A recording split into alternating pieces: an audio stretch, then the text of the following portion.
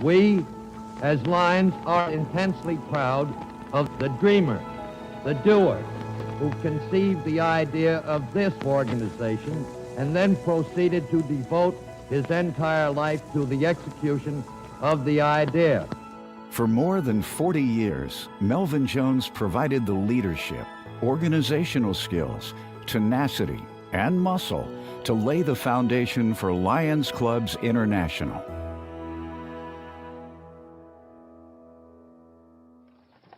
On January 13, 1879, Melvin Jones was born in the Arizona Territory at Fort Thomas. His father was a scout for the U.S. Army.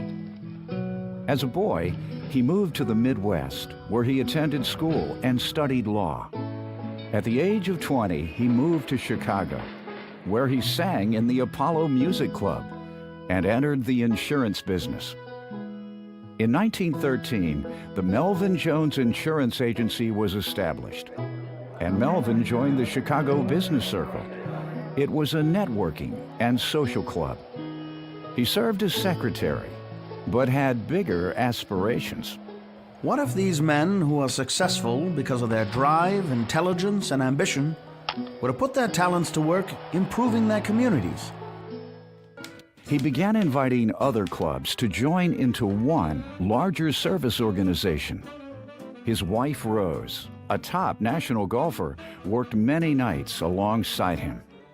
From the first meeting and convention in 1917, Melvin was the driving force in shaping Lions Clubs International. Well, we took the name Lion because it stood for courage, strength, activity, and fidelity. That was to be the platform on which Lionism was to be founded. Melvin launched the Lions magazine in 1918. He was its first editor. He kept abreast of world events and studied other organizations, knowing it would impact the future of Lions. In 1919, Melvin had the International Association of Lions Clubs incorporated. Its first office was in Melvin's insurance agency. He often worked 7 days a week on correspondence, setting up the organizational structure and expanding membership. Dear Cub, we have been advised that you have become a Lion. There is only one thing greater than having the privilege of being a member of a Lions Club, and that is helping to build one. And he pushed hard. Word has come into the office that you are desirous of closing your charter membership with not more than 50 members. I came to the conclusion that you should have at least 100 members, or possibly 150. He started an extension program, sending organizers into the field to create new clubs. He personally attended many charter ceremonies. Nothing escaped his attention. In 1923, he outlined the charter ceremony. The presentation of the charter should be a very serious and sublime moment. Take the president's right hand, holding the charter in your left hand. Lions grew from 800 members at the end of the first convention to more than 32,000 in only 6 years. Melvin set the tone for the entire organization. Come right down to the thing that I've always felt probably should be first. Unite the members in bonds of friendship, good fellowship, and mutual understanding. And Melvin the tenor encouraged singing.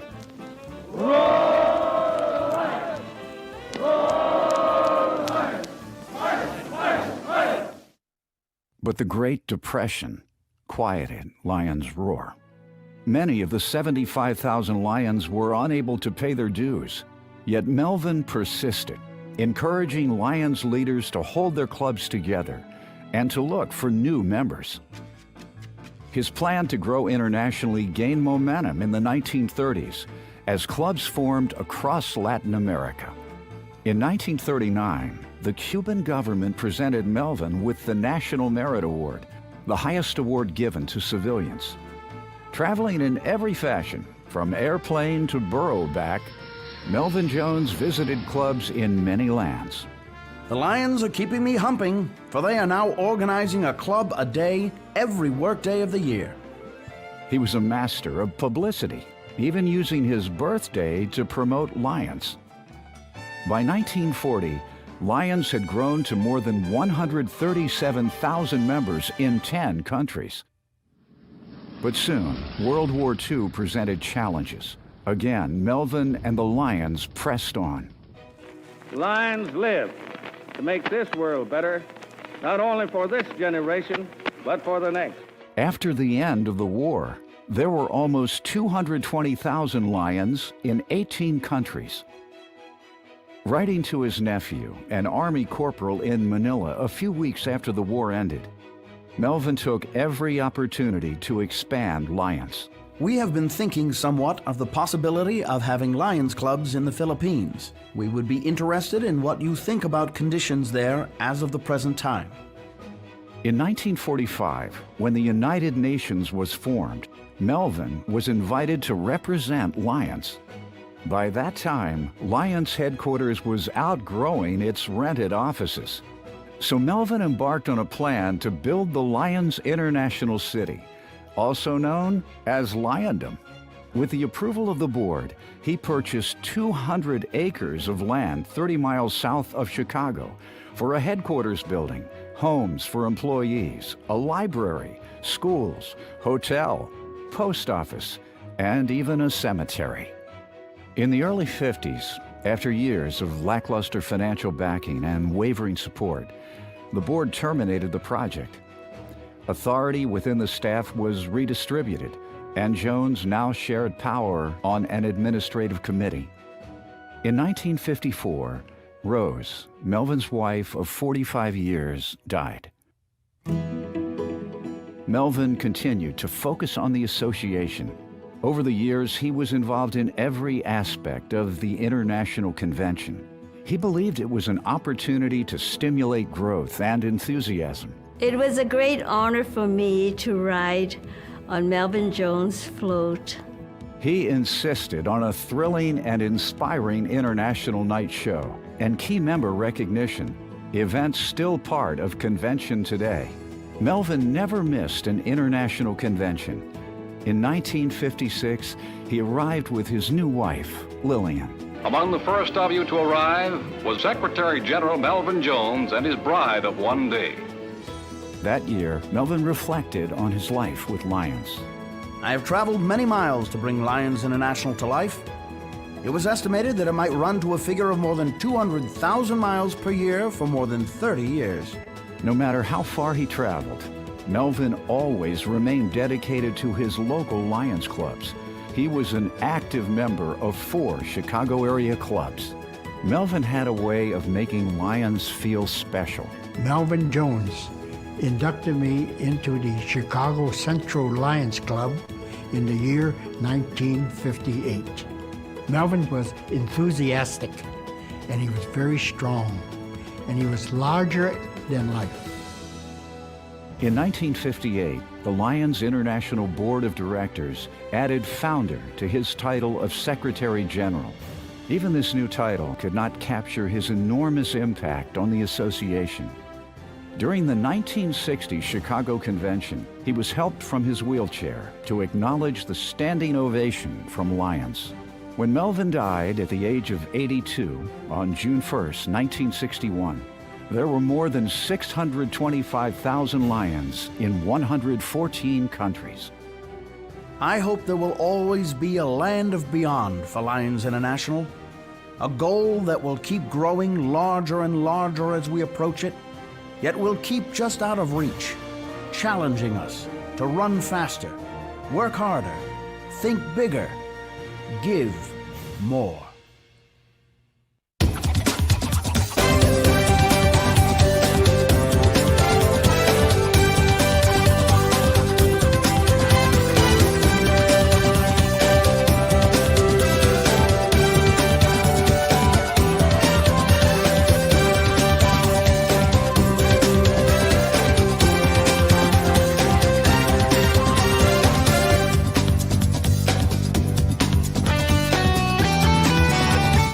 Hello, Lions, Leos, and guests, and welcome to the special 33rd episode of Lead with a Vision, the weekly leadership series hosted by the New Jersey Visionary Cyber Leo Club.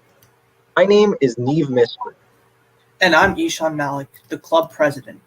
You may notice that today's session falls outside of our weekly schedule, and that is because today, June 7th, marks the completion of 144 years of service by the Lions Club International. 104 years ago today, in the La Salle Hotel in Chicago, Illinois, the representatives of 27 service clubs from 9 U.S. states met and established the International Association of Lions Clubs. Since that day, the Lions and Leos of the world have served mankind in every corner of the globe. Additionally, we are proud to be celebrating 100 years of Lionism in the state of New Jersey, Multiple District 16, a celebration which began in December. In today's presentation, we'll hear a bit about the history of Lions from several distinguished leaders of the association. First, to speak a little bit about the general history of the association, I'd like to call upon our very own Leo Lion Otis Chitnis, a current member of the Leo Advisory Panel and our club's leadership chairperson. I would like to note that we initially had hoped to be joined by past international president Joseph Wroblewski, but he unfortunately was unable to join us. We would like to thank him and past international director Cindy Gregg for their support and encouragement in putting together today's program. Well, thank you so much, Leo Neve and Leo Ishan, and thank you all for joining us for this special presentation on the history of Lions Clubs International. I hope that today I can encapsulate a little bit about the history of our association and hopefully provide a little bit of insight into why we do what we do as Lions and Leos. Let's start by taking a trip back in time to review some of Lions Clubs International's historical highlights, those moments in time which stick out in our association's collective memory. In 1917, Lions Clubs International began as the dream of Melvin Jones, as you heard in the introduction video. He was an American businessman who belonged to a club named the Business Circle of Chicago. Melvin Jones believed that local business clubs like his should continue to expand from purely professional concerns to focus on the betterment of their communities and mankind in general.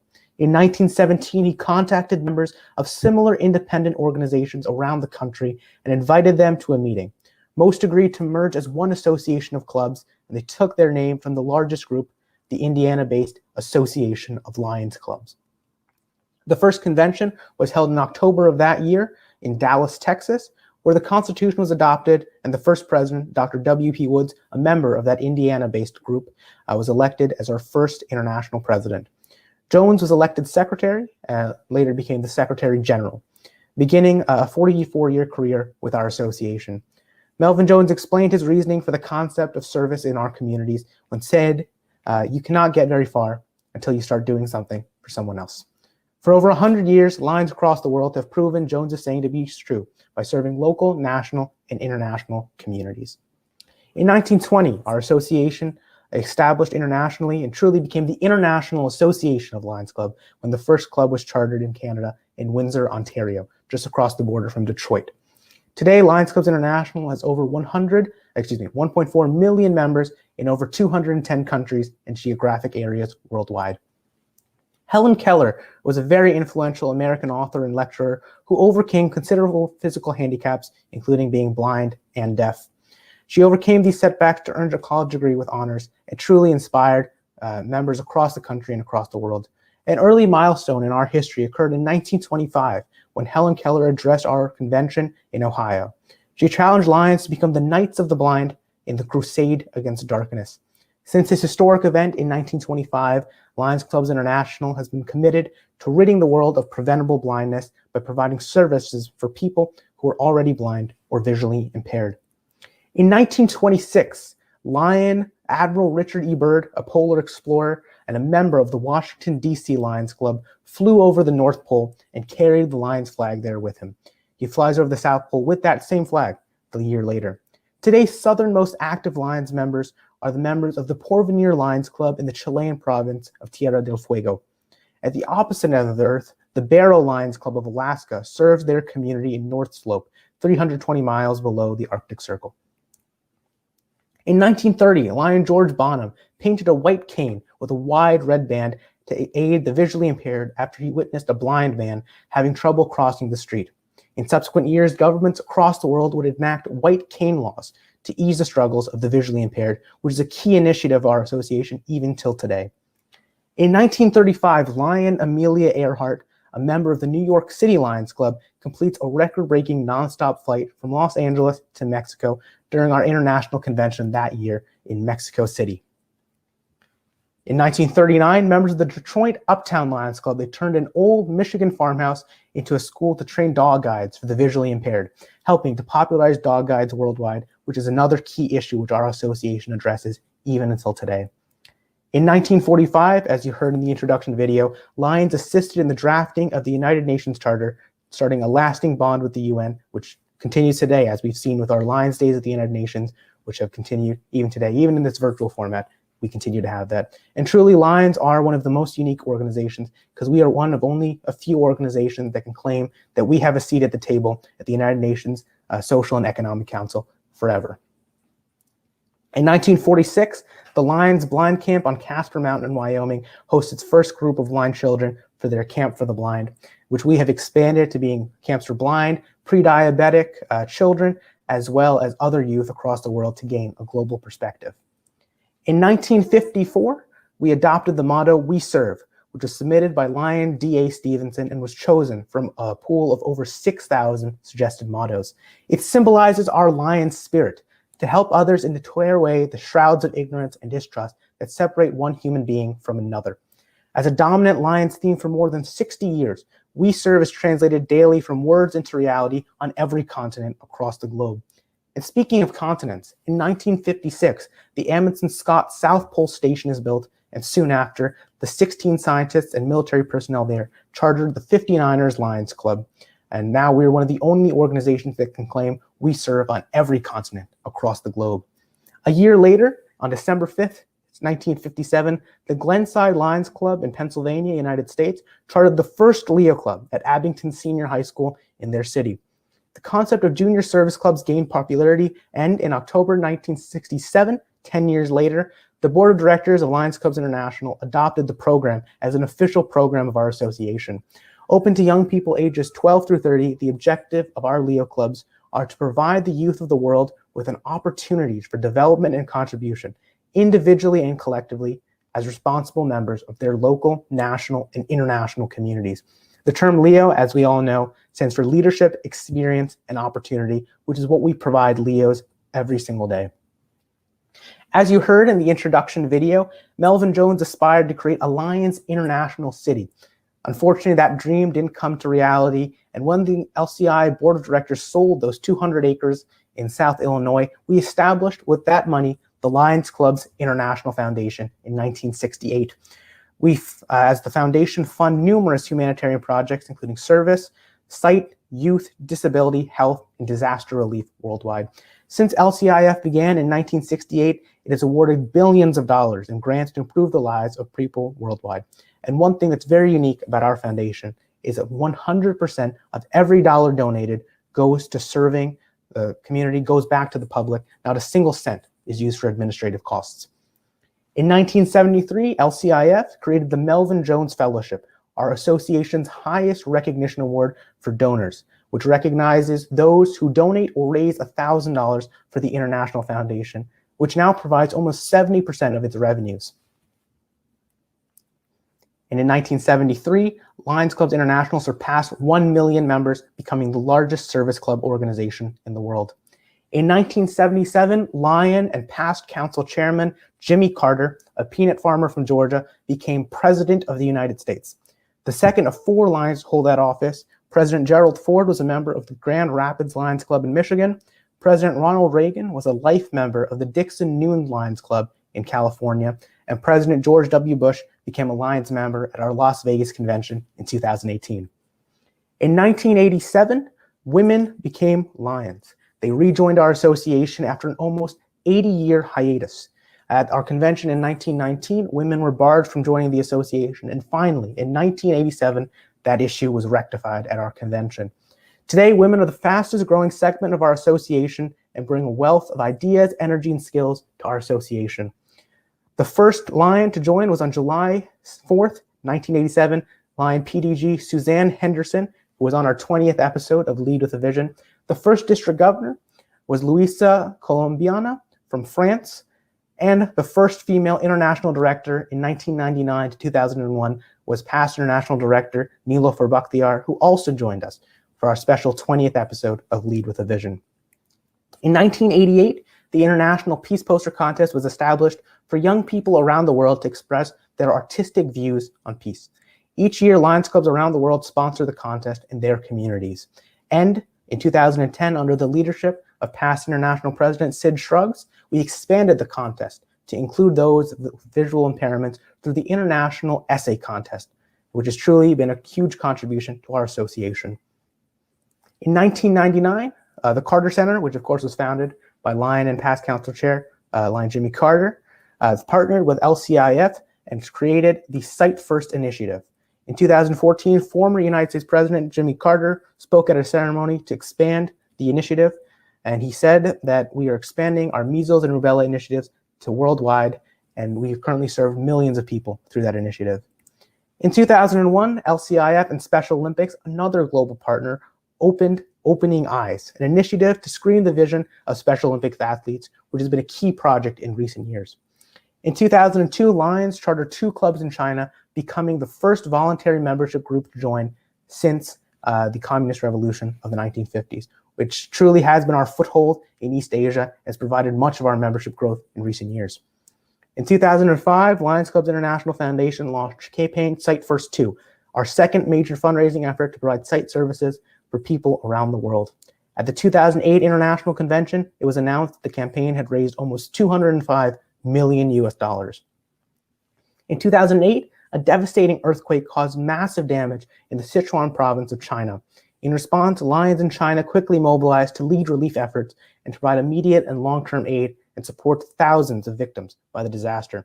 And these next few slides are going to highlight how Lions were able to overcome these disasters and gained a lot of publicity in the wake of these disasters and all the relief the Lions clubs across the world were able to provide.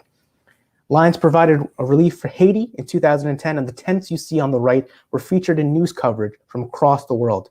Within 3 months of the disaster, our Hope for Haiti generated almost $4.2 million US in donations, and Lions continue to support the long-term reconstruction in that country. In 2014, under the leadership of PIP Joe Preston, we launched our Centennial Service Challenge to serve 100 million people by June 30th, 2018. Not only did we achieve our goal, we more than doubled it, serving over 246 million people worldwide. In 2017-18, we embarked on a journey to focus on 5 major global causes, a new refocus for our association: diabetes, environment, hunger, childhood cancer, and vision.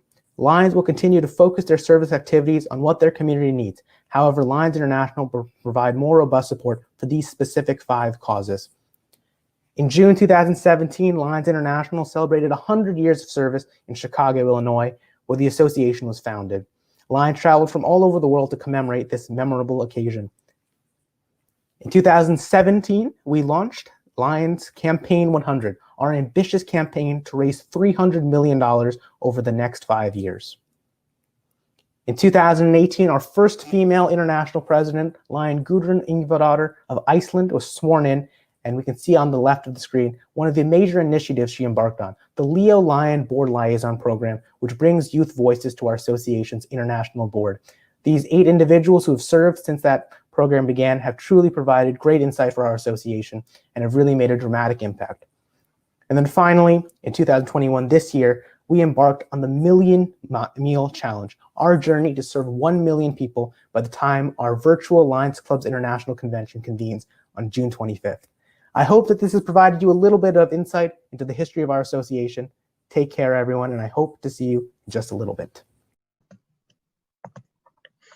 Thank you so much, Leo Lion Ogis. As Leo Lion Ogis said, our association did not become truly international until the chartering of Canadian Lions clubs in 1920. Constitutional Area 2 encompasses the entirety of Canada and has a rich history of service.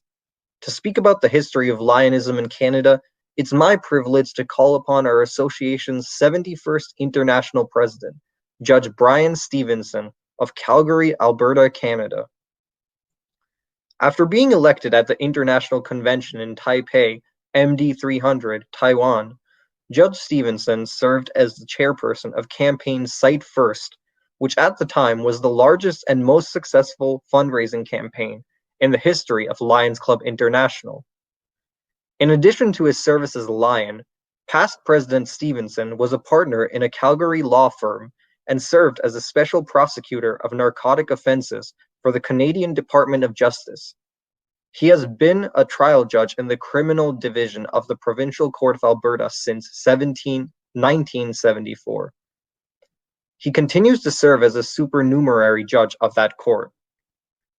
Judge Stevenson has served as an advisor to Calgary's United Way, as president of the Calgary Social Planning Council, and as a member of the City of Calgary Social Services Committee. He has also served as president of the Alberta Provincial Judges Association and as chair of the International Year of Disabled Persons for the province of Alberta. In 1996, the City of Calgary recognized his many voluntary contributions by awarding him the Grant MacEwan Lifetime Achievement Award of Merit. In 2002, Judge Stevenson was honored by Her Majesty Queen Elizabeth II with her Golden Jubilee Medal, and in 2005, he received the Alberta Centennial Medal for his service to Alberta. Under the leadership of PIP Judge Stevenson, women were readmitted as members of our association, a key milestone in our service journey. Hi there. My name is Brian Stevenson, and I am a proud Canadian Lion. I thank you for inviting me to comment on the history of Lions in Canada. We all know that Lions began in the USA in 1917. For the first 3 years, it was simply an American organization. However, in January of 1920, a Lions Club had been organized in Detroit. Its members decided that their good Canadian friends from across the St. Clair River should also have their Lions Club. And so businessmen from Windsor, Ontario, and other nearby Canadian towns were contacted by the Detroit Lions, and on March the 20th of 1920, the very first Canadian Lions Club was formed. The name of the first Canadian Lions Club was the Border Cities Lions Club.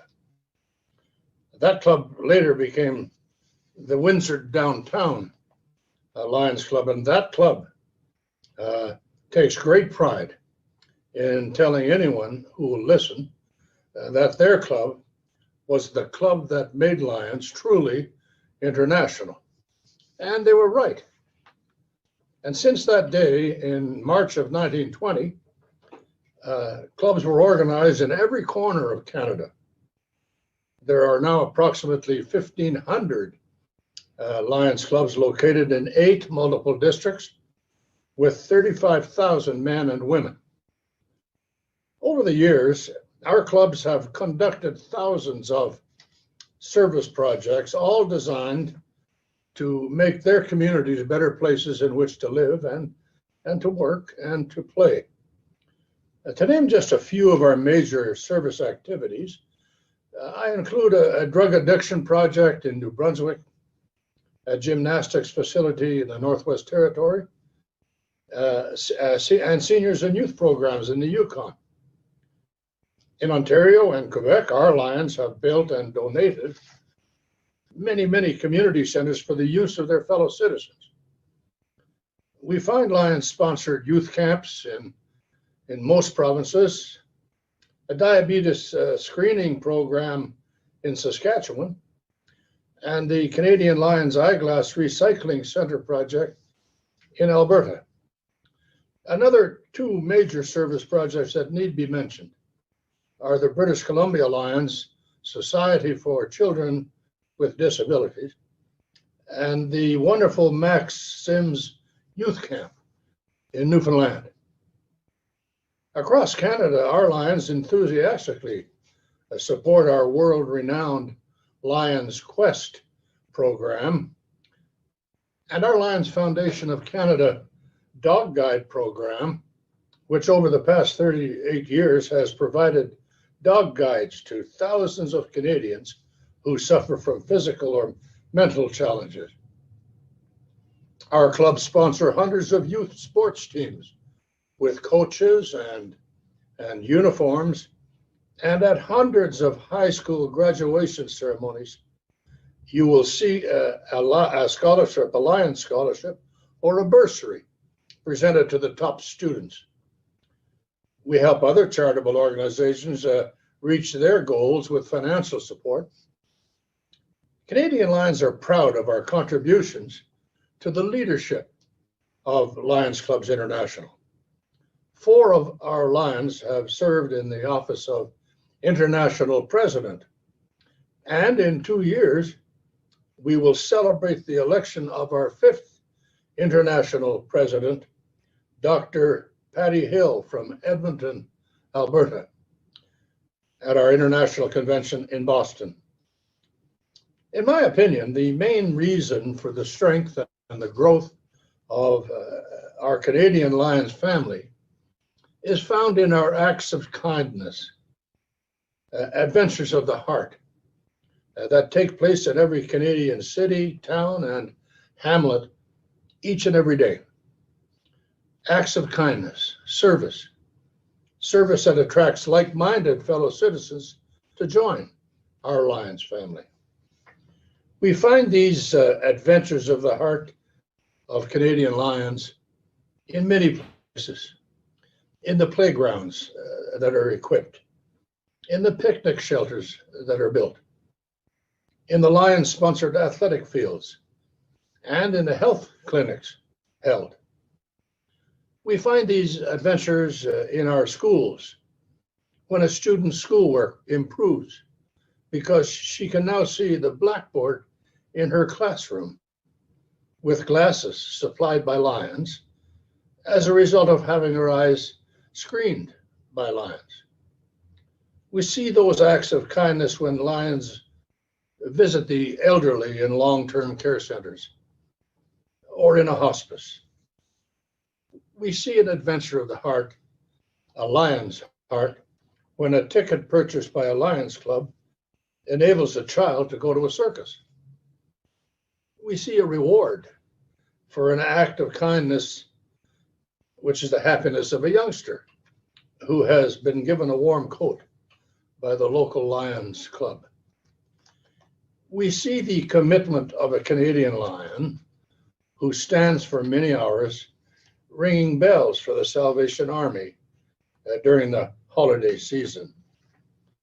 We see the love that Canadian Lions have for their environment when they clean up refuse that has collected on the banks of a river that runs through or nearby their community, or when they pick up trash on a nearby stretch of highway.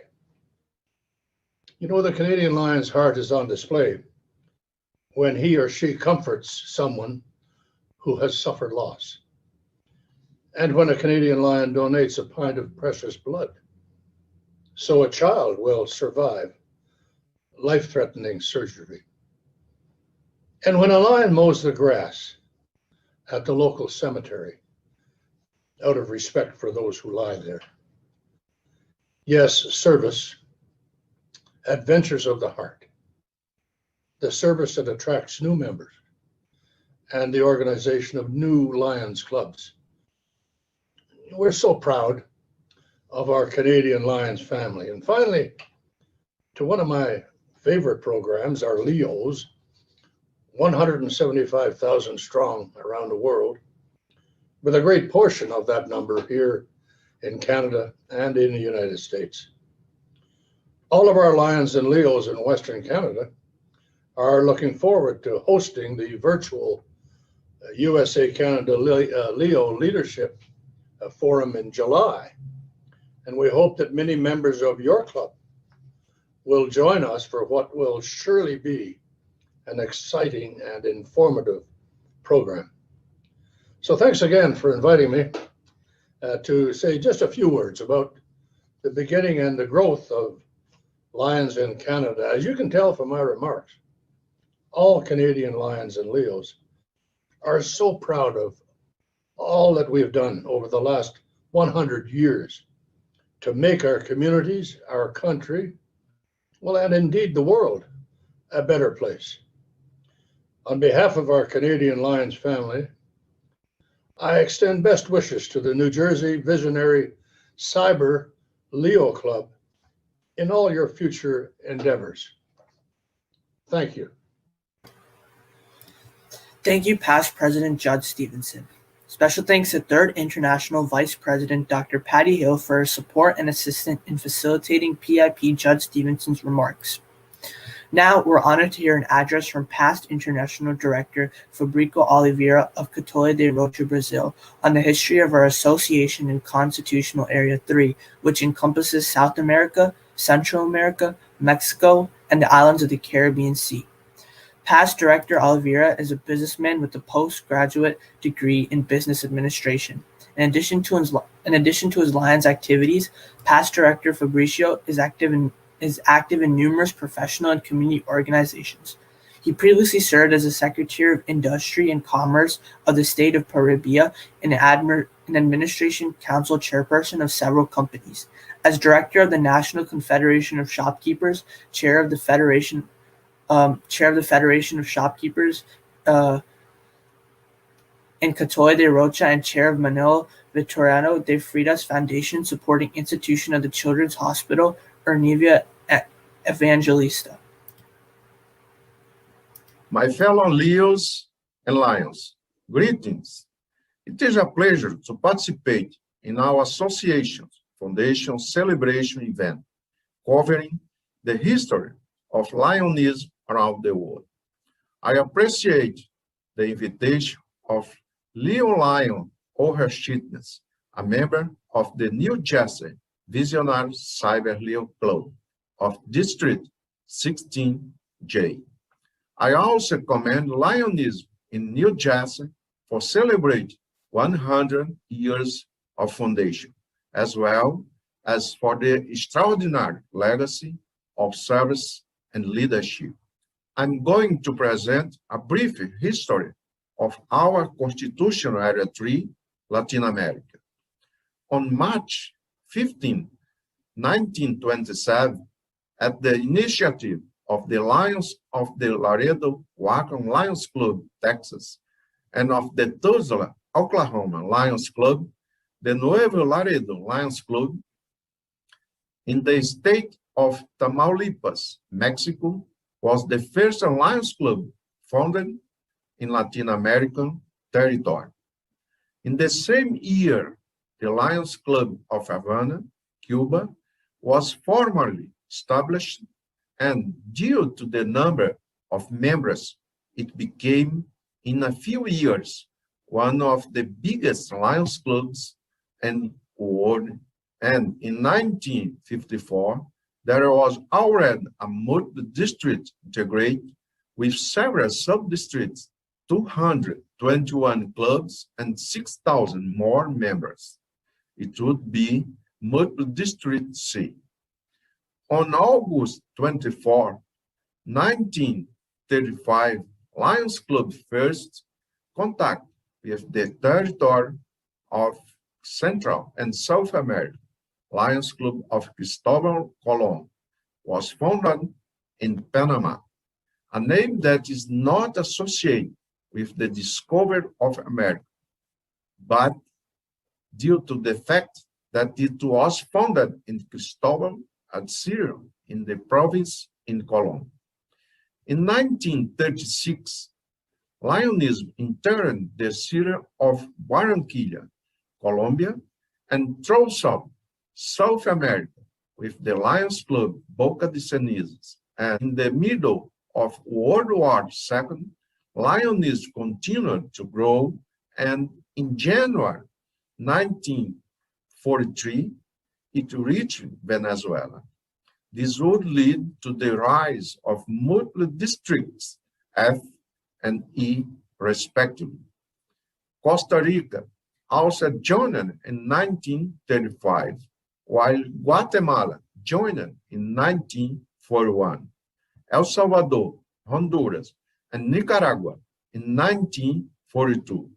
And since 1935, when clubs were established in different parts of this geographic unit, a way was sought to lay the foundation for the creation of Lions District to administer clubs in Panama.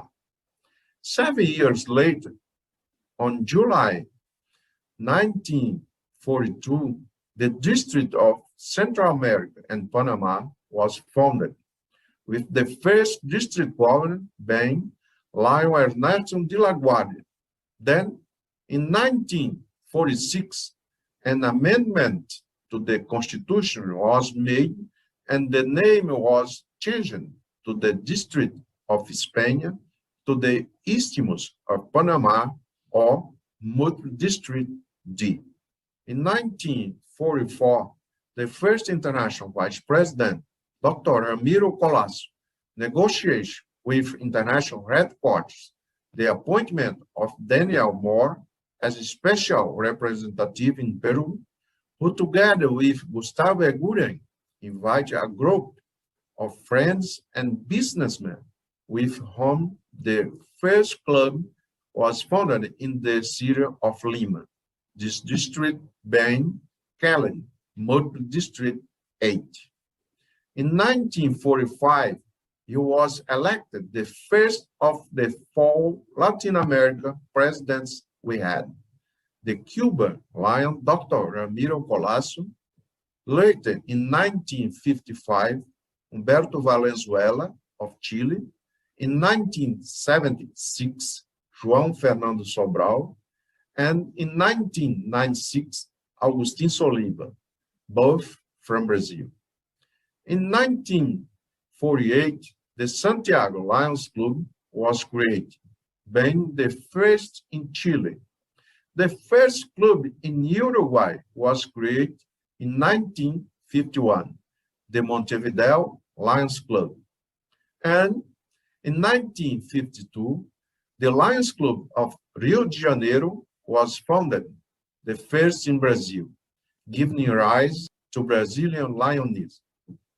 And Lionism continued to grow in Latin America.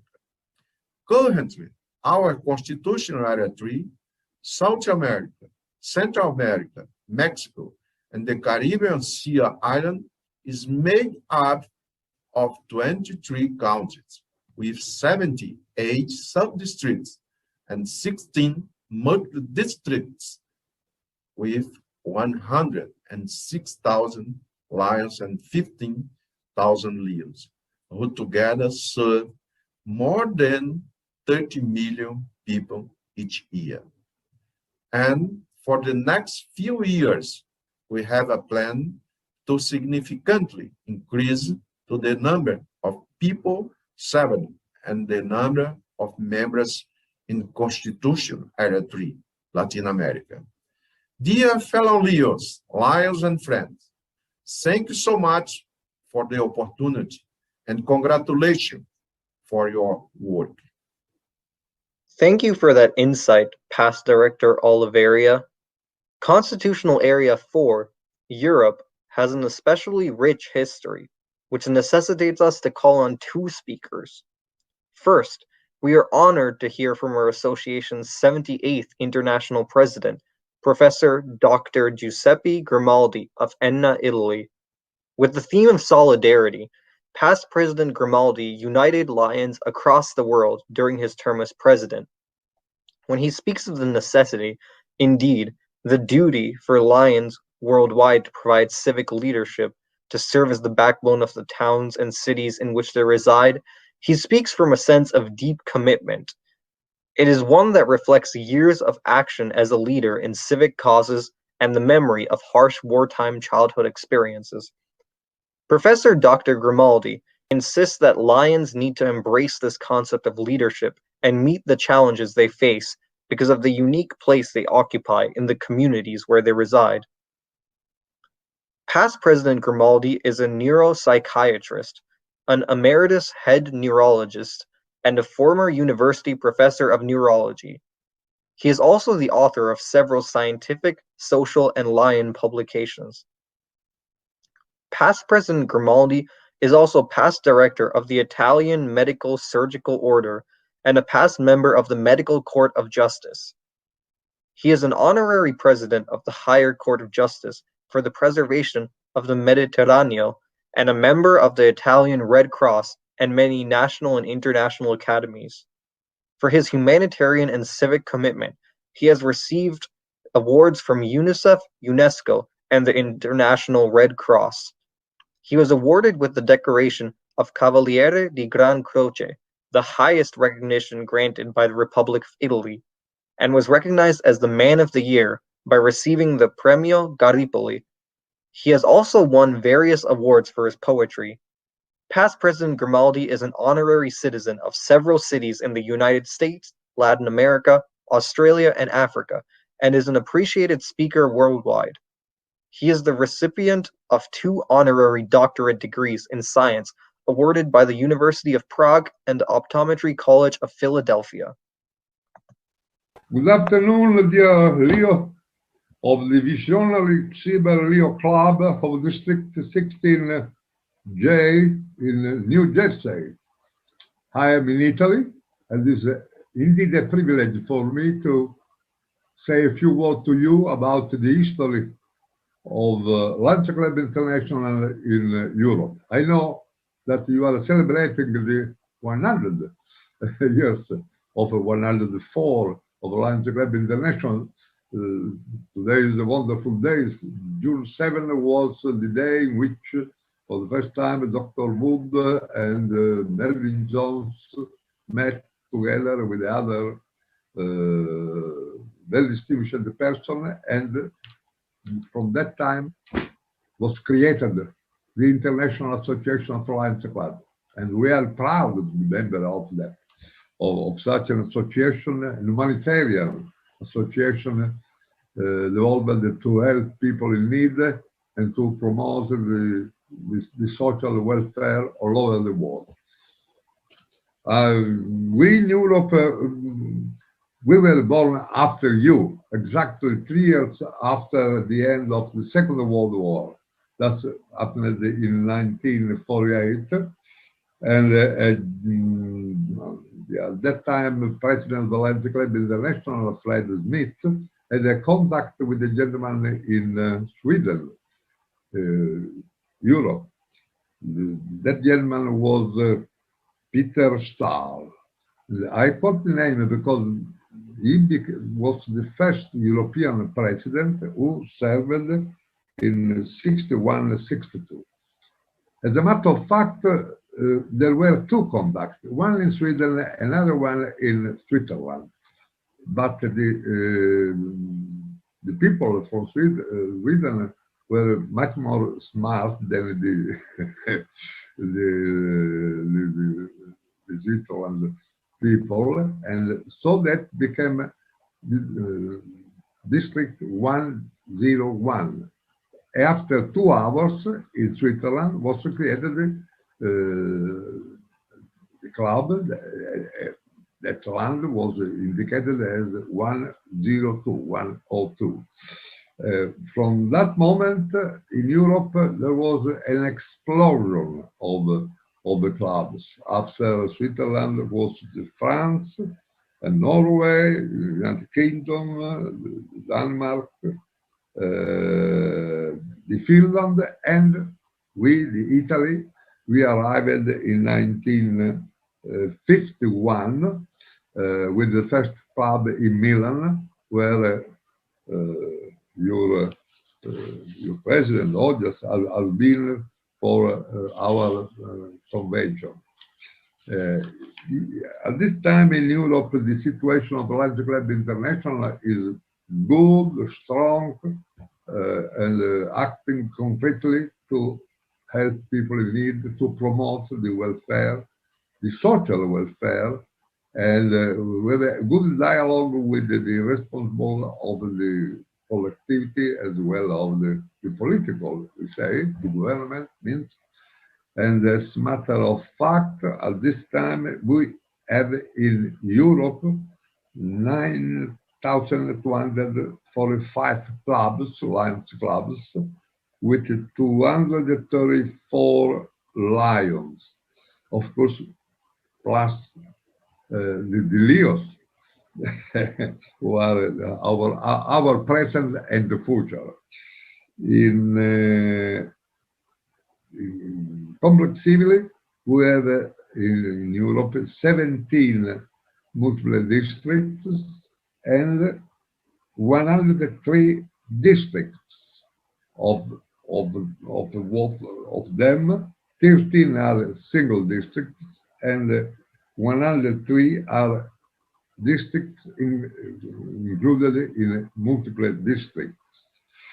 We have had 8 international presidents from the very beginning. The first was, once again, was Peter Stahl from Sweden, and I was the number 5, the 5th president of the Lions Club International, a European, in 1994-95, and the last one has been a wonderful lady, Gudrun Engvall, who was served as president in 2018-2019.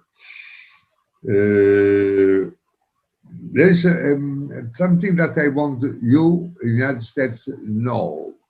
This means the forum, the forum that were created in Europe. The first forum was held in Elben, France, in 1953. From that time on, we have organized 65 Europa Forum, where we normally elect the international director.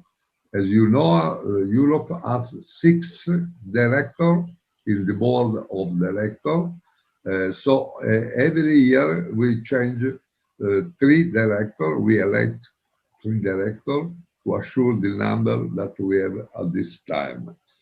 We have had the honor to host 4 international conventions. The first one was in 1962. After that, there was Birmingham, Hamburg, and in 2019, finally in Italy, Milan. It was a wonderful convention. I believe we have seen something about this convention, very exciting, very enthusiastic, and so. Now we are engaged in contributing to the campaign 100, and at this time we have already given our constitutional area is number 4, the Europe, as you know, has already given 95 million of US dollar, and we are contributing with passion, I say, because we do believe that the foundation LCIF that was founded in 1968 is the most beautiful aspect of our international association. Well, this international association that usually give us the pride to be member of, and also assure the enthusiasm, but overall the moral happiness to be able to give something to somebody who is in need, and of course has the need to receive by us something to survive, to carry on him or her life.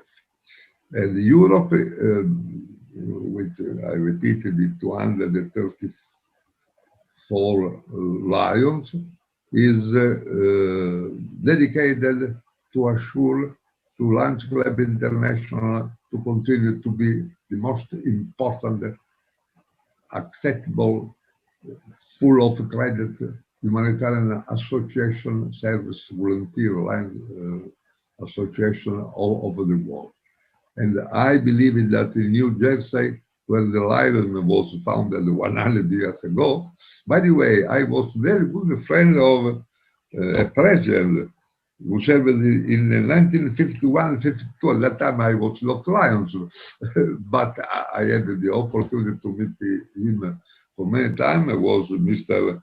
Harold Nutter, a great leader of the Lions Club International. Two presidents in the beginning were instrumental to extend the Lionism in Europe.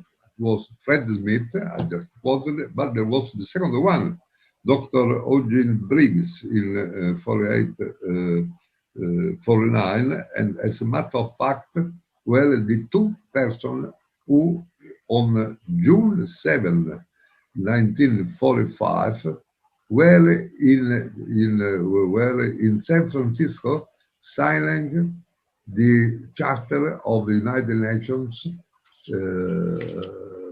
for which Melvin Jones and Dr. Briggs had working very hard to write the Article 9 of the Charter of the United Nations, regarding the economy, the economic aspect and the solidarity, and that is for that we are present at the United Nations with our representatives in the ECOSOC, Economic Social Council. Demonstration that we were selected because even in 1945 we already were a great, very important association, and I would like to underline that President Franklin Delano Roosevelt, before his death that happened on April 12, 1945, was very enthusiastic about Lions Club International. And Mrs. Eleanor Roosevelt had an admiration for our founder, Melvin Jones. Well, that is the situation today, and today I think we have to continue to work because this is a dramatic time. Fortunately, it's passing passing over. I mean, the pandemic time that we are living.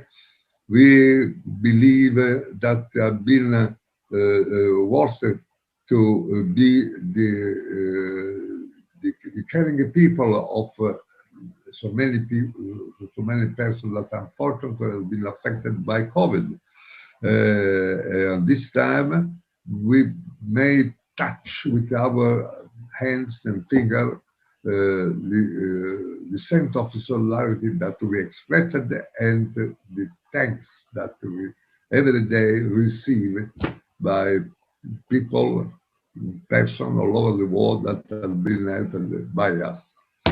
Okay, I hope that a few words have been enough to give you the picture, the photo of what is happening in Europe.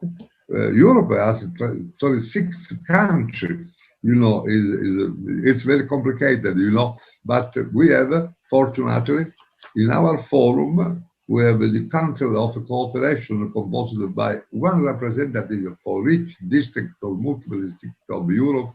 So we are able to control the Lyme situation in Europe. And that is for us the way to be able to know the need, to know the aspect that should be considered at this time with campaign under the cancer of children, the poverty, the hungry, the diabetic, and the other mission that we have through LCIF. I would like to wish you all the best. Congratulations for 100th anniversary for your 100th anniversary, which I to arrive at the time I was 73 years. We should run on the path that you established in the past to be able one day, I will not be there, but you will be there to say, well, now we, thanks to what we gave to Europe. Europe is like the United States, like Japan, and Japan is like Europe and like Korea, and so. This world needs lions. We are Leo and lions. Our moral duty is to give enthusiasm, joy of life, possibility to work, to gain, to going up, and to demonstrate that this humanity is just one. The Latin say ut unum sed, to be just one in every moment. When we have the joy and the happiness, and when we have, unfortunately, we are sad for what could happen. Thank you very much for inviting me. It has been indeed a privilege. God bless all of you, and don't forget, be lions is a privilege. Thank you. Bye-bye. Thank you for your remarks, PIP Dr. Grimaldi. Special thanks to past International Director Sandro Castellana for assisting with PIP Grimaldi's remarks.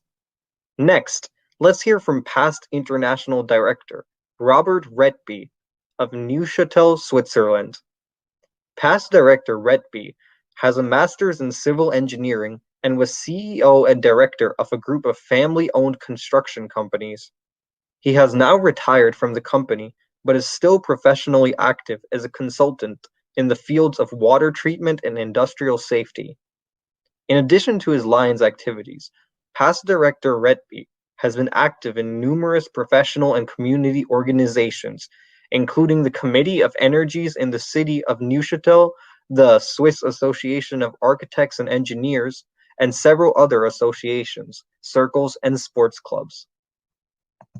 Hello, Lions and Leos. Thank you for this opportunity to tell you how Lionism started and has developed in Europe.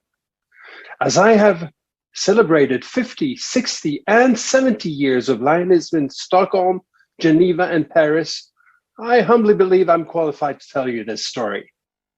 Greetings from Sweden, and greetings from Switzerland, where my home club is. I happen to be a national of both countries, and you'll see how this is particularly relevant in this story. My name is Robert Retby. I've served the Lions of Switzerland as governor and council chairperson, and the Lions of the World as international director, board appointee, foreign president, global action team, constitutional area leaders, and quite a few other international positions. It all started in 1948 when the international president, Fred Smith, together with Melvin Jones in person, flew over the pond to celebrate the charter ceremony of the two very first clubs in Europe, Geneva on May 19 and Stockholm on May 23. In October, the next two European clubs received their charter. It was Zurich and Paris, followed by the second club in Sweden the same year, Halmstad, in November. Our founder, Melvin Jones, and our international presidents, Fred Smith and Dr. Eugene Briggs, had been instrumental in making this possible. There has been a friendly discussion ongoing between Swedish and Swiss Lions as to who were first. International President Fred Smith indeed first came to Geneva, but the Charter of Stockholm had been processed by LCI 1 month earlier, and that is what counts. So the District 101 was awarded to Sweden. As you know, personally, being a national of both countries, I'm very happy whatever you say. Besides, the story tells us the founding president of the Lions Clubs of Stockholm was first. Tony Lange had been in the United States in 1946. He had met Lions, attended the LCI International Convention, and had committed early to charter the Lions Club of Stockholm. So the 101 to Sweden was very well deserved. Just 8 years after, when there was already more than 600 clubs in Europe, Sweden had the privilege to see the first European international president elected from their ranks. But Switzerland was also to become first in many other ways. With the first German-speaking club in the world, the first Italian-speaking clubs in the world, but decades after Montreal, only the second French-speaking Lions country in the world. The story of Lionism in Switzerland is very well documented, be it about Lions Club Geneva or about the Lions Club Zurich.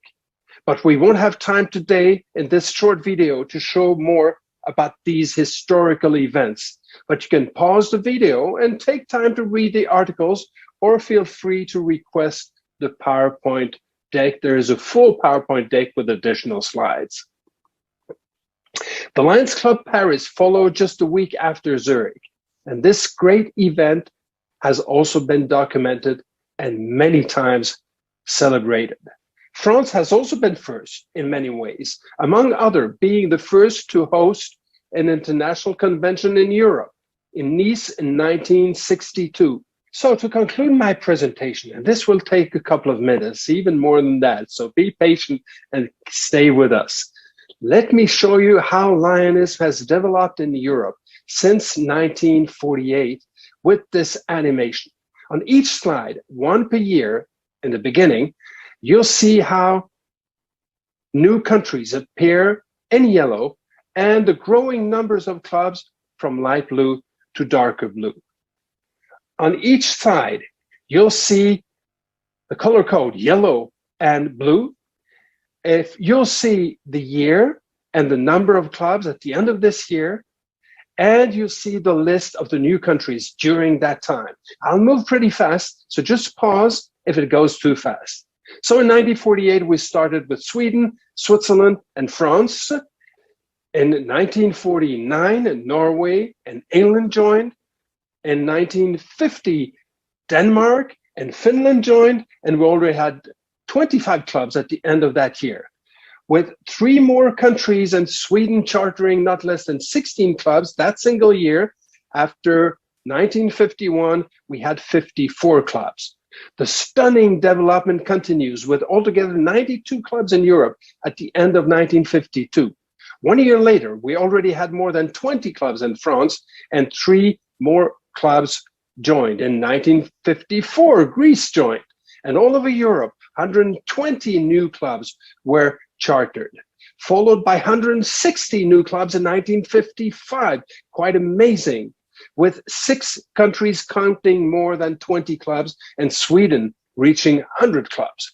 Then France reached 100 clubs, and there were 170 new clubs in Europe for a total of now 600 clubs. In 1957, it was time for Finland and Italy to exceed 100 clubs. And the next year, Sweden and France are dark blue. It can't get darker, and Finland and Italy are getting darker and darker. 1959, we now have more than 1,000 clubs, amazing, in just 11 years. And Israel joined in 1960. And darker blue is growing as we charter another 140 clubs. And next year, 1961, another 140 clubs. In 1962, 150 clubs. And 1963 welcomes Turkey, while Netherlands and Italy also reach 200 clubs each. In 1965, with over 200 new clubs, this amazing year, we exceed 2,000 clubs. So it's too early for Eastern Europe, but there were still some spots to cover in Western Europe. The British Isles had well over 100 clubs, but one nation appeared still to be missing. And that was done in 1968. A club was chartered on the Isle of Man with almost 2,500 clubs. You think it's going to slow down? No way. The next year we chartered another 170 clubs. And in 1970, over 200 new clubs and more darker blue. Let's speed this video up and jump to 1965. In the next 5 years, we chartered altogether 800 new clubs and getting close to 4,000 clubs. Another 900 clubs during the next 5 years. And in 1985, we had well over 5,000 clubs. remained only to welcome Eastern Europe.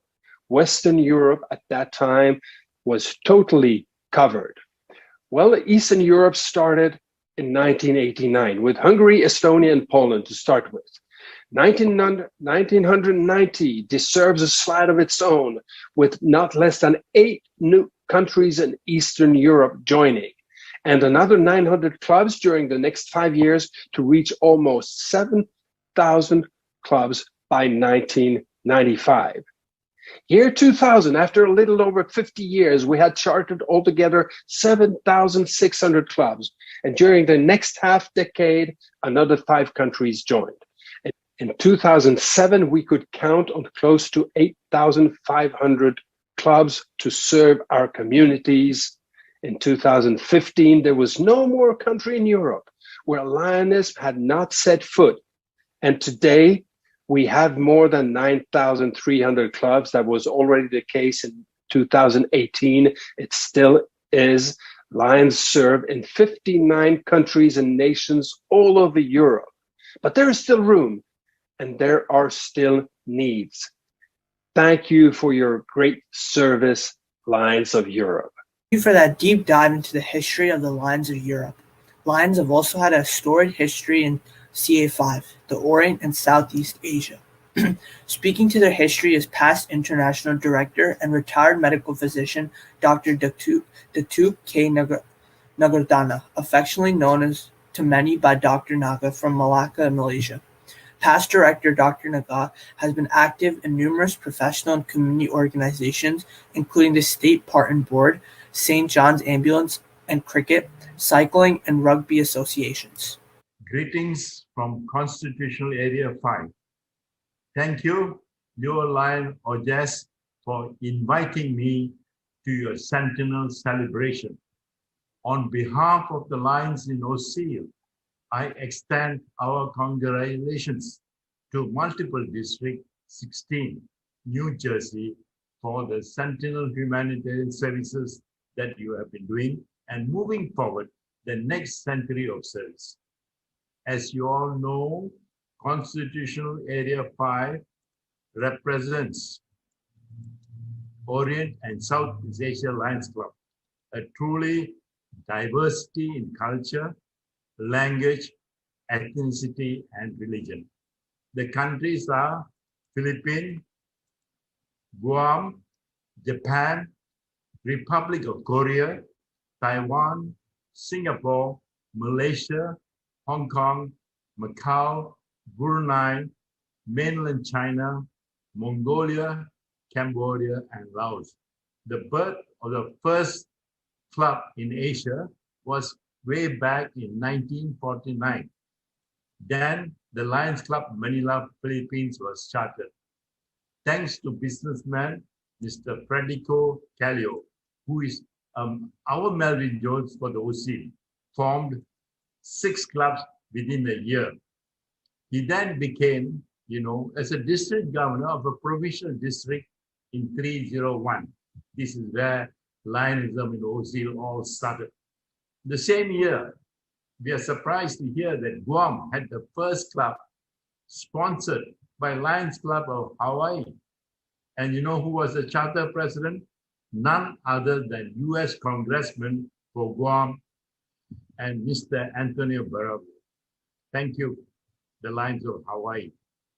The Philippines then ventured into Asia, and they formed the first club in Japan in 1953 by name Tokyo Lions Club. The expansion of momentum then picked up, and 1959 we have a club in Taipei, Taiwan Host Club. 3 years later, the first club in Korea, Lions Club of Seoul Host, was formed and chartered by the Lions of Manila again. Thank you, Lions of Philippines, for expanding the clubs in the Asia region. Then what about the expansion in the ASEAN countries?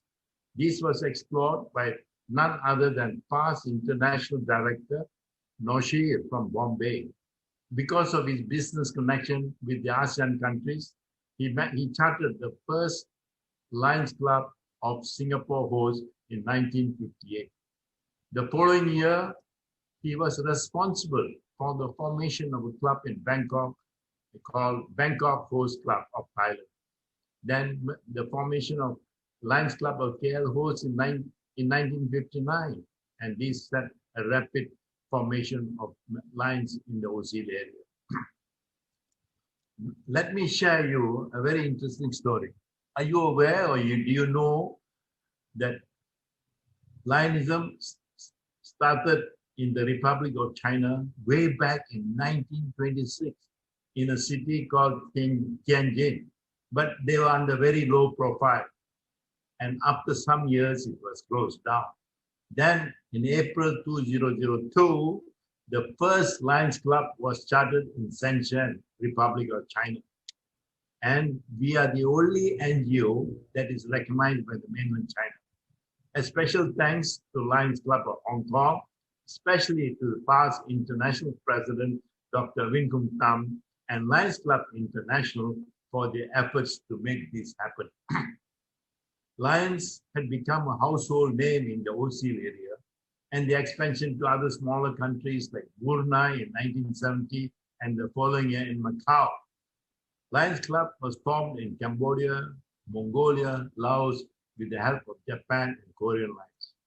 Today, fellow Lions, you know, we have 8,714 clubs with 15 multiple districts and 300 strong membership.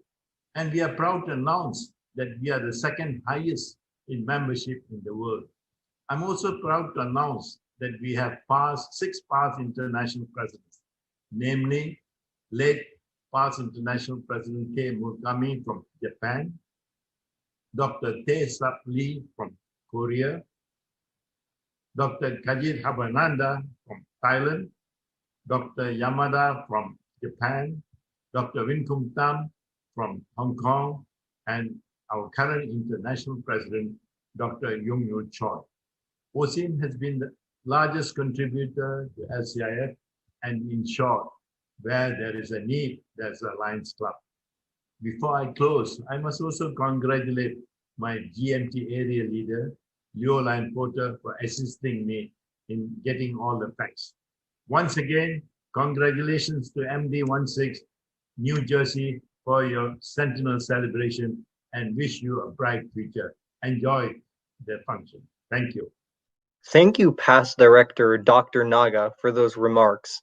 Special thanks to past Leo Lion Board liaison Potter Kai Fong for his assistance with the Constitutional Area 5 portion of today's session. Our sixth constitutional area is one that has seen many changes over its time in the association. Serving almost a third of the world's population and now claiming the title of largest membership area is Constitutional Area 6, which encompasses India, South Asia, and the Middle East.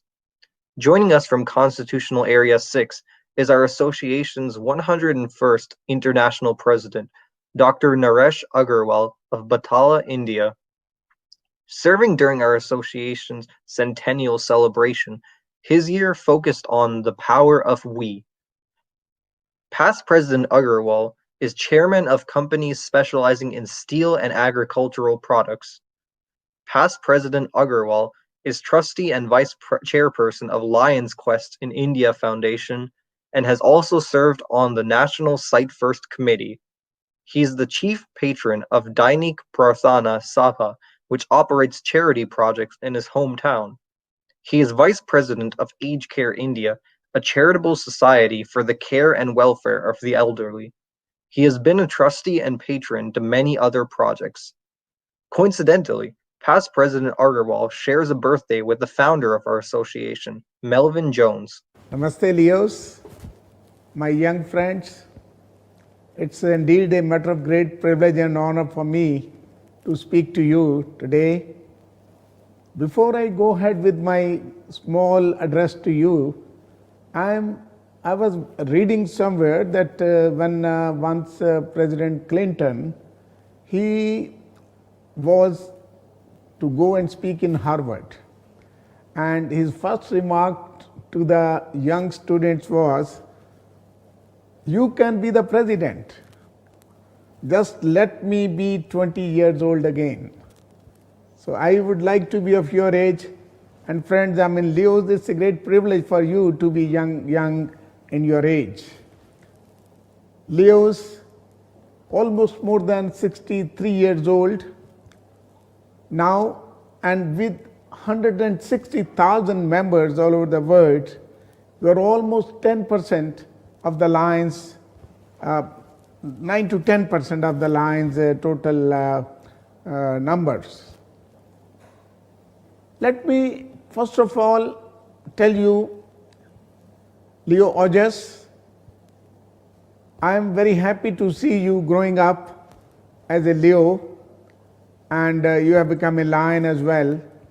But once I got your information to get the message, and I was very happy to see that we have you coming up as one of the leaders. So I just want to tell you that Lions cannot think about Lions Clubs International without Leos. It is not proper for us. Some people say you are our future. I don't believe in it. I believe that you are our present. Leos, and you asked me to tell you about something about Leoism in Area 6. Let me tell you, Area 6 SME is almost 24%, maybe I'm not very accurate, almost 24% of the world population of Leos. And this is the biggest number. And I'm very proud that we have today our young friend Ayush Pagla on the board. We have another friend Pabla who is on the recruitment board. And I just want to tell you about myself. I became a Lion at the age of 21 years and rose to be the international president, as you know all very well. Friend, this leadership has got nothing to do with the age. It depends how you mature. And it's not how old are you. I'm reminded of Muhammad Ali. I was reading his biography somewhere, and he mentioned, it's not the size of the person in the fight. It's the size of the fight in the person. So, it's not the age which matters. And as I've already told you, discipline, direction, drive, and determination makes you very strong. And I'm sharing with you that you have no reason not to think big. Think big. And you have a great future in front of us. And I am very happy to share with you that when Melvin Jones and John Gravier, about 100 years plus, and when Gravier thought of Leos, they thought about you beyond their homes, to see that Leoism is something which could be a very good foundation for Lionism. So I'm very happy to give you a small message. I'm only sharing with you a small story about the genie. Genie was, a small girl was studying in the adjoining room of the father's room, and the father saw that the light was, it was on. And he went and asked, baby, why are you awake at this hour? And he said, Father, Papa, I have been reading about genie. And what is this genie? And the father told, my dear young daughter, genie is nothing. When you rub, it comes out. The light comes out. And what is it? It is within you. what is there within in your heart, in your soul, once you really rub that, genie comes out. And you can do anything in the world possible. So I'm very happy. My dear friend, you should not only, you're just like an aeroplane. I would say the aeroplane is that you must go above the clouds so that there is no thunderstorm, no lightning can affect you. You become good citizens of a country and good human being and good individuals. This is what Leoism is talking about to you all. And I would like to conclude. I would like you to be good businessmen, good line leaders, to become good businessmen, to good human being. So this is my wish and prayer to you all, and I'm giving you my blessings, and I can only say your ideas and your views should resonate around the world. So you have that vision, that passion, and that courage within you, which makes you distinct from others. So as I said in the beginning, it is not proper to think Lionism without Leos. I wish you all the best. God bless you all. My prayers are with you. My blessings are with you. And Leoism is very strong in this part of the world. I wish this spread all over the world same way. Thank you one more time. Namaste. Thank you. Thank you for that inspiring message, PIP Aggarwal. To speak to the history of Lionism in Constitutional Area 7, Australia, New Zealand, Papua New Guinea, Indonesia, and the islands of the South Pacific, I'm proud to call on the past International President Barry J. Palmer of North Maitland, Australia. While serving as our association's 97th International President, PIP Palmer told all Lions and Leos to follow your dream. Past President Palmer is a retired real estate company director. In addition to his Lion activities, past President Palmer is a recipient of the Australian Medal issued by the Australian government, the Australian Childhood Cancer Research Award, and the Spastic Centre of NSW Award. He was a pioneer volunteer at the Sydney Olympics and a member of the New South Wales Paralympic Committee. PIP Palmer is also an officer of the Order of Australia, his company's highest civilian order. Thank you for the opportunity to speak to you today. At the completion of your 100 years of service in MD 16, New Jersey, USA. My thanks to Otis and the Jersey Visionary Cyber Leo Club for the opportunity to be part of this wonderful celebration of yours. I've been asked to, as past President Barry Palmer of Constitutional Area 7, to talk about the history of our constitutional area. We celebrate 75 years next year, anniversary in Australia, which was the first country of Constitutional Area 7.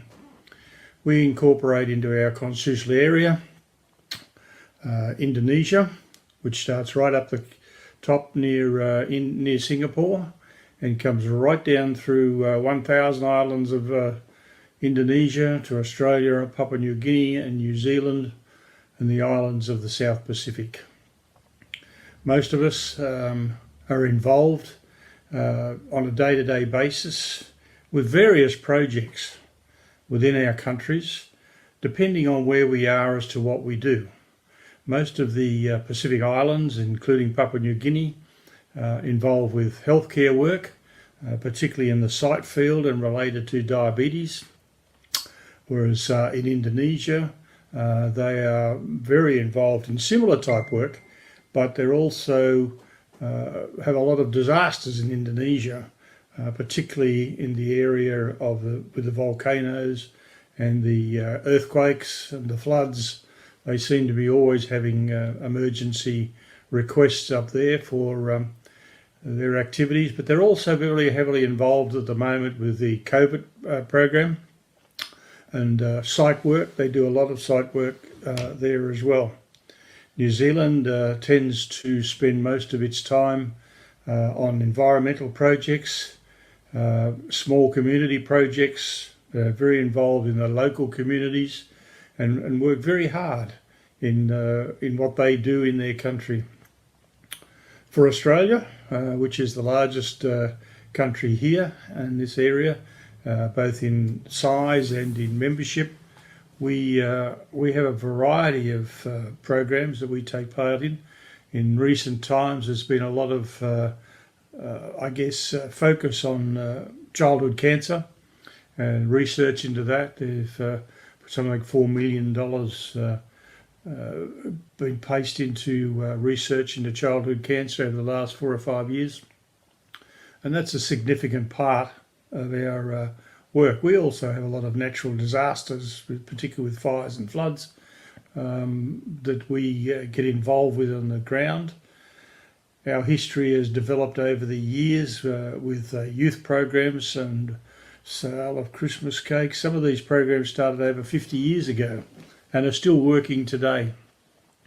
Today we are extremely busy with these programs and still having site work, still working in the local communities for disadvantaged people, particularly with children and cerebral palsy and not able to walk, and supplying walkers for those specific children. We are probably getting close to 2,000 children can now walk because of that program that's been running for over 20 years. So we have a lot of longevity in our constitutional area with the projects that we do. Not like some parts of the world where you have to be seen, you're not really classed as a club unless you have a significant project or a permanent project. We tend to be more flexible and respond to the needs of our communities and what they want on that particular day. Our membership, like a lot of parts of the world, has not been growing to any great extent. In some parts it does, like in Indonesia, it's grown over the last few years. Australia and New Zealand have not been so lucky. We've had a decline over the last few years. But we seem to be stabilising that, and it's a continual effort to develop our future leaders to take over the role that is now run by the current council. I must congratulate New Jersey on reaching 100 years. That is a real milestone and a credit to the former leaders of the districts, the multiple districts. To be able to say we're 100 years old is a fairly significant statement to be able to make, and it shows credit to the former leadership and the current leadership of your area. I can only suggest that in the future that we are heading in the same track, and I don't think I'll see 100 years of our constitutional area, but I'll certainly see the 75 years. So finally, congratulations, guys, and thank you for the opportunity to be part of your celebrations. Our newest constitutional area is Constitutional Area 8, the continent of Africa. One of the people who pushed for the creation of this new area was past International Director Hastings Chiti of Lusaka, Zimbabwe, who is joining us today to speak about the history of Lionism in Africa. Past Director Chiti is a real estate developer and has been active in professional and community organizations, including the Insurance Brokers Association of Zambia. His remarks are especially pertinent as he was one of the main proponents of the resolution adopted at our 2019 International Convention in Milan that officially added Africa as a constitutional area. Greetings to multiple district 16J, New Jersey, United States of America. And may I, on behalf of the continent of Africa, or the lands of Africa, bring hearty congratulations to MD 16J on the attainment of 100 years of service to mankind under Lions Clubs International. We are so privileged and so happy that multiple district 16J has been giving service and helping the underprivileged people of the world for over 100 years now. Congratulations. Allow me just to give you a brief history of how Lionism came to Africa. Lionism came to Africa in the year 1953, with the first Lions Club having been formed in the country of Algeria. And immediately thereafter, the same year of 1953, another club was formed in Morocco. And over the years, Lionism has been growing from one level of strength to another. That the last two countries to have Lionism in their boundaries are South Sudan in 2012 and Sao Tome in 2014. And out of a total of 54 countries on the continent of Africa, Lionism is present in 50 countries. This achievement has been attained because of the good leadership of sitting directors and past international directors, district governors, past district governors, and club presidents and other lions of the continent of Africa. I should mention that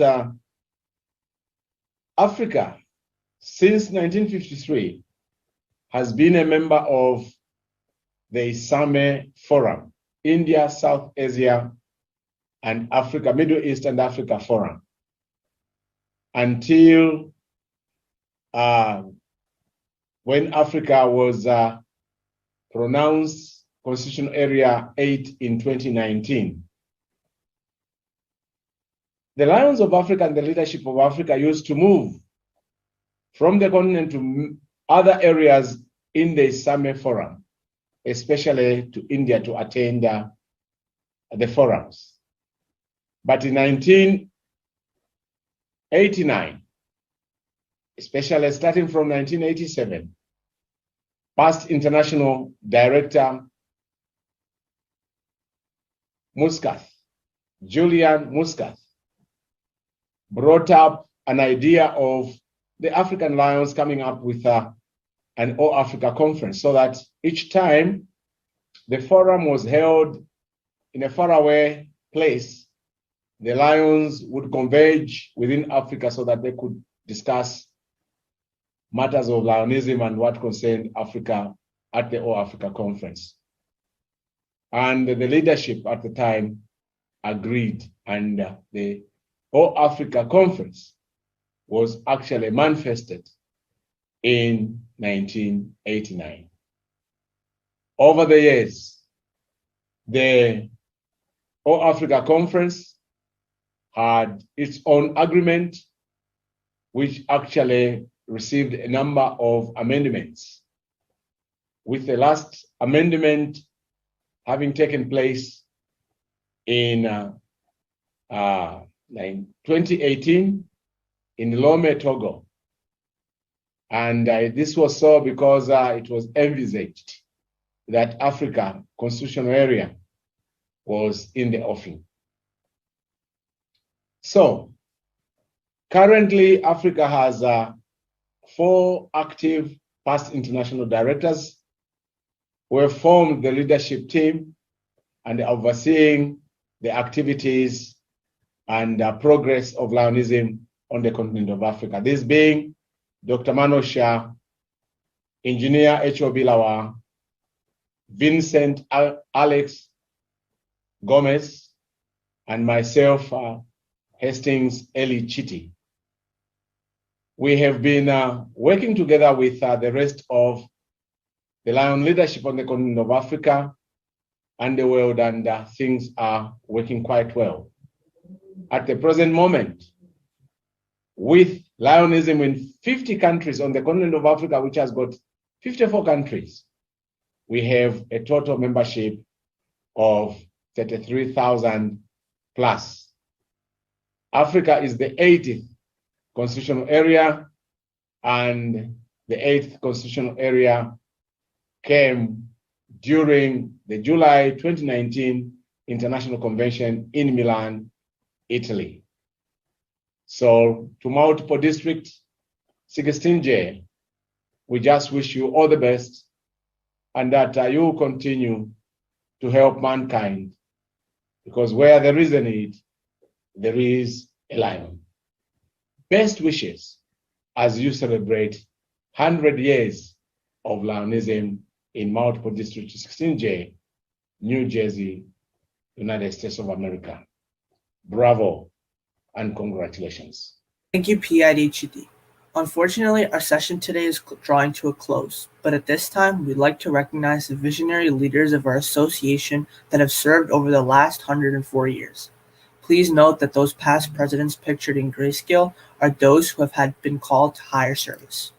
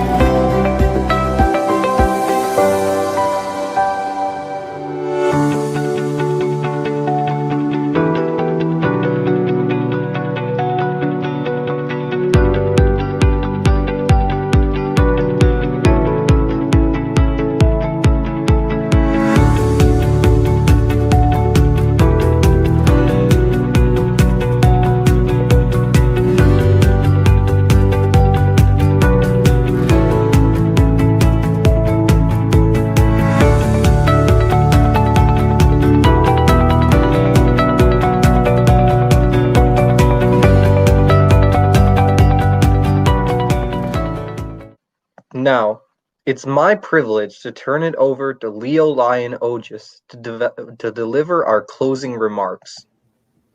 Well, first of all, I have to say congratulations and thank you so much, Leo Ishan and Leo Neve. Truly, this episode is one that we're going to enjoy and remember for years to come.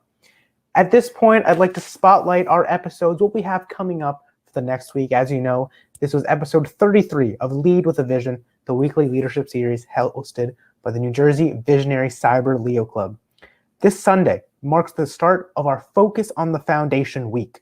Beginning on June 13th was a presentation by Lion Rebecca Dow, the executive administrator of LCIF, and her team, who are going to tell us about youth involvement in LCIF.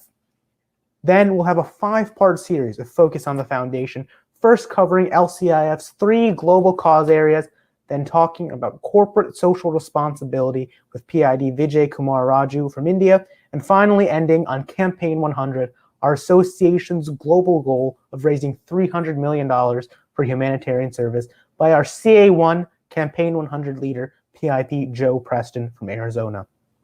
Please continue to follow us and support us with Lead with a Vision and all of our numerous other endeavors. Your support is very much appreciated, and we hope that you continue to join us for these sessions.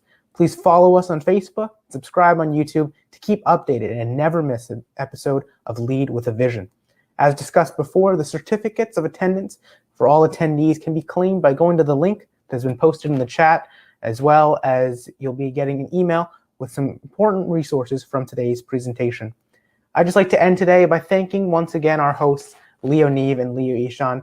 Their help and assistance in facilitating this session is invaluable and is a true testament to what we do as Leos, working together to achieve even our most ambitious goals.